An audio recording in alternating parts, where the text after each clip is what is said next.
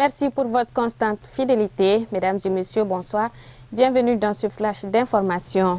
L'Union nationale des élèves et étudiants des Madrasas du Mali a organisé ce samedi dans l'amphithéâtre de l'Institut Cheikh Zayed un forum sous le thème « Engagement des élèves et étudiants des Madrasas pour la construction d'un Mali fort ». Amadou Kamara, Mohamed Sidibé. Ce forum, premier du genre, organisé par l'Union nationale des élèves et étudiants des Madrasas du Mali, entre dans le cadre d'une campagne de sensibilisation, d'information et d'éducation à l'endroit des apprenants de la langue arabe pour la construction d'un Mali uni et fort. Ce forum-là, nous avons initié pour que les élèves et étudiants des Madrasas du Mali, comme vous le savez tous, sont un peu mis à l'écart dans ces pays-là pour qu'ils puissent contribuer pour la construction de leur pays. Et c'est le but de ce forum-là, c'est sur le thème l'engagement des élèves et étudiants des Madrasas du Mali pour la construction d'un Mali fort. Nous avons initié pour que nous puissions contribuer, comme je l'ai si bien dit, à l'amélioration de nos conditions de vie et à l'épanouissement des conditions de vie de l'ensemble des élèves et étudiants des Madrasas du Mali et pour que nous puissions nous faire attendre par l'autorité de ce pays-là. Ça signifie beaucoup de choses positives pour moi parce que quand on dit quand même le Mali bas, on dit aussi le patrimoine culturel malien. Et la plupart du patrimoine culturel malien constitue la langue arabe et les sciences islamiques. Donc, c'est nos médersa et nos universités islamiques qui sont là aujourd'hui dans le pays et qui travaillent dans ce sens et qui enseignent les fils de ces pays en langue arabe et en sciences islamiques pour valoriser cette grande partie de notre valeur culturelle. La tenue de ce forum par l'Union nationale des élèves et étudiants des Madrasas du Mali va permettre aux participants venus de toutes les localités du Mali de connaître les fondements de l'islam dans la consolidation de la paix et de la cohésion sociale. Donc, nous félicitons l'Union des étudiants et des Madrasas du Mali pour cette belle initiative de se regrouper comme un seul homme pour construire un Mali fort. Donc nous vous félicitons, nous vous encourageons et vous avez toutes nos bénédictions. Le Mali a encore plus besoin de vous, car nous n'ignorons pas que notre pays traverse des moments très très difficiles. Alhamdulillah, vous êtes des enfants du pays qui ont eu la chance d'étudier l'arabe, qui est la langue du Coran, la langue de Dieu. Vous avez eu la chance de savoir ce que notre Créateur attend de nous, la foi, aimer son pays, aimer les autres, et aussi vous avez eu la chance de lire les paroles du noble prophète, notre prophète bien-aimé Mohammed, Rasulullah sallallahu alayhi wa sallam, qui nous a montré que notre religion est une religion de paix. Il est meurtrier comme chacun de nous de la situation difficile que traverse notre pays. Les rébellions, vous le savez, appellent des solutions politiques, la négociation.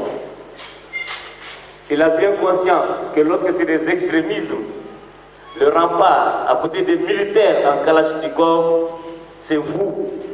C'est une jeunesse qui maîtrise le Coran, c'est une jeunesse qui maîtrise le hadith, qui n'est pas exposée à la sirène de ceux qui viennent vendre ce qu'ils appellent l'islam, qui est très loin de l'islam. Vous êtes l'avenir de ce pays. Vous portez en vous les germes de la tranquillité, de la sérénité de ce pays. Parce que quand vous savez, culturellement et intellectuellement préparé, Personne ne peut venir vous faire, n'est-ce pas, une narration ou une interprétation excessive du Coran. L'Union nationale des élèves et étudiants des médersa du Mali, UNEM, a été créée le 30 mai 2012. Elle a pour objet, entre autres, d'établir la confiance entre les élèves et étudiants des médersa, maintenir la stabilité et la bonne marche de l'étude dans des médersa, revendiquer les droits et défendre les intérêts des élèves et étudiants, tant à l'intérieur qu'à l'extérieur des établissements. Et enfin, renforcer le niveau des élèves et étudiants à travers des séminaires de formation et conférences débats sur des thèmes d'actualité. Cérémonie de remise des diplômes ce samedi aux élèves du groupe scolaire La Lumière, admis au DF pour l'année 2016-2017. L'établissement a enregistré un taux de réussite de 94,31%. Amadou Diallo, Samba Traoré. Nous sommes au groupe scolaire La Lumière, 6 à l'hippodrome dans la commune 2 du district de Bamako ce samedi matin pour une cérémonie de remise d'attestation aux élèves admis au DF. Elle est consécutive à la proclamation des résultats du DF la semaine dernière. L'année scolaire 2016-2017, sur 123 candidats présentés, 116 ont obtenu leur précieux sésame. Ainsi, l'établissement réalise un taux de réussite de 94,31%. La cérémonie de ce matin, c'est pour honorer les candidats admis au DF 2017. Nous avons décidé d'organiser une cérémonie de remise des attestations et de remerciements à l'endroit des parents qui ont bien voulu nous faire confiance en leur donnant nos enfants. C'est pourquoi sur 123 candidats présentés, nous avons 116 admis, soit 94,38%. Un sentiment de satisfaction qu'on pouvait lire sur le visage des parents d'élèves qui ont tenu à venir partager ces instants avec les responsables de l'école, mais surtout avec les candidats heureux. Bon, moi, je dirais que c'est une entière satisfaction. En réalité, quand nous amenons les enfants ici, nous sommes sûrs, vu réellement la façon dont les études sont conduites dans cette école-là, d'avoir un résultat positif à la fin de l'année. Et c'est ce sentiment de pleine satisfaction et une joie immense qui nous a fait venir ici aujourd'hui. Je crois que j'adresserai surtout mes très sincères remerciements à toute l'administration scolaire, aux collègues enseignants.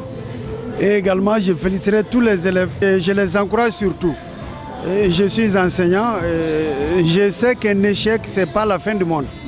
Quand on échoue, c'est pour mieux se préparer pour la phase suivante. Et nous formulons également toutes nos bénédictions pour ces élèves-là qui n'ont pas passé cette année, qui fassent plus d'efforts encore. Ce n'est pas le moment de se décourager, surtout c'est le moment de serrer plus la ceinture. Et quand on redouble, on devient encore plus performant que ceux-là peut-être qui ont passé au premier coup. Avec le sourire au visage, les élèves admis n'ont pas manqué de remercier les responsables de cette école pour l'effort fourni pour ce résultat honorable et demandent à leurs camarades malheureux au DF de reprendre courage pour l'année prochaine. Je suis très contente aujourd'hui d'avoir eu mon attestation et comme on le dit, le travail paye toujours. Ne vous découragez surtout pas. L'année prochaine, Inch'Allah, ça serait votre année. Je remercie tous mes partenaires, les maîtres, le directeur, je remercie tout le monde. C'est grâce à eux qu'on a eu notre DF et on a fait un bon pourcentage cette année. Je suis très émue. J'ai vu mes élèves, tout. Je suis très heureuse. Je vous conseille de venir à La Lumière. La Lumière, c'était l'école très bonne. Et puis, ils sont très excellents, les cours, tout. Franchement, j'adore La Lumière. Je les remercie parce qu'ils ont bien fait le travail. Je n'ai pas de mots de franchement, je suis très émue. Bon, le sentiment que j'ai eu à trouver, ça me donne du bonheur en ce moment. Parce que grâce à La Lumière, j'ai pu connaître beaucoup de choses. Bon, chers camarades qui ont échoué cette année au DF, je vous sollicite d'être encouragés. Parce que le DF, ce n'est pas facile, non difficile. L'échec, ça remet de l'effort. Donc faites l'effort, l'année prochaine vous verrez. Bon, le travail est bien accompli, ils ont fait leur rôle objectif. Bon, je leur remercie tous pour leur travail. Rappelons que cette école est à sa 17e année d'existence et ses responsables n'entendent pas s'arrêter en si bon chemin dans le seul but de garantir une éducation meilleure pour les enfants. Et dans ce sens, ils ont invité les parents à redoubler d'efforts dans l'éducation et le suivi des élèves pour une meilleure école. À présent, l'essentiel de l'actualité africaine est commenté par Oumar Kouyaté.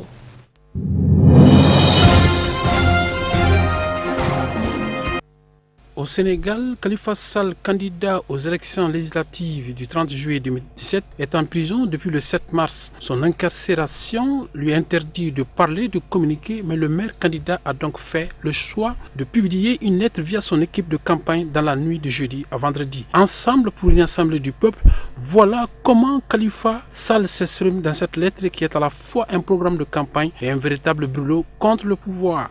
Le maire de Dakar, Khalifa Sall, fustige la justice. J'ai été privé de liberté suite à un emballement judiciaire sans précédent dans l'histoire du pays, écrit-il dans sa lettre sans jamais citer Macky Sall, qui a d'ailleurs trouvé un appui de poids pour convaincre les électeurs de voter pour la coalition présidentielle en la personne du chanteur Youssou N'Dour.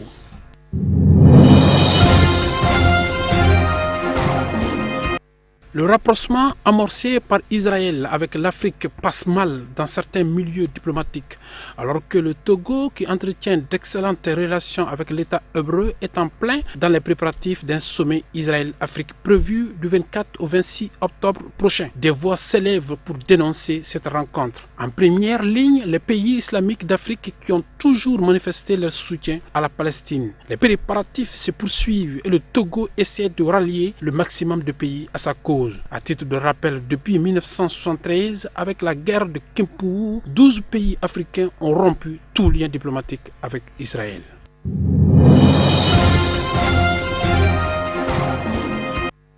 La campagne en vue des élections législatives et des locales du dimanche a pris fin vendredi soir sur l'ensemble du territoire congolais où elle a été timide dans plusieurs circonscriptions.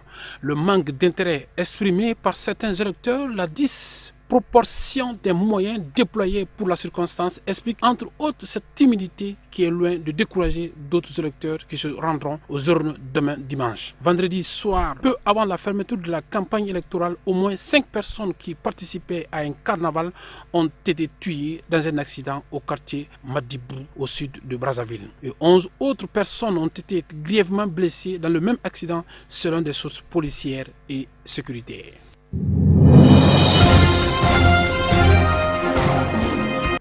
Deux personnes, dont un policier, ont été tuées par une quinzaine d'hommes armés lors d'une attaque contre le marché central de Kinshasa. L'incident a eu lieu en début d'après-midi ce vendredi 14 juillet. Aucun des assaillants n'a été arrêté. Pour certains, ce sont les adeptes de la secte politico-religieuse Bundu Dia Congo, mais d'autres voient la marque des membres du mouvement Kamiuna Sapu. Mais pour le commissaire provincial de la police de Kinshasa, le général Célestin Kayama, les assaillants d'hier au marché central sont des brigands venus pour voler.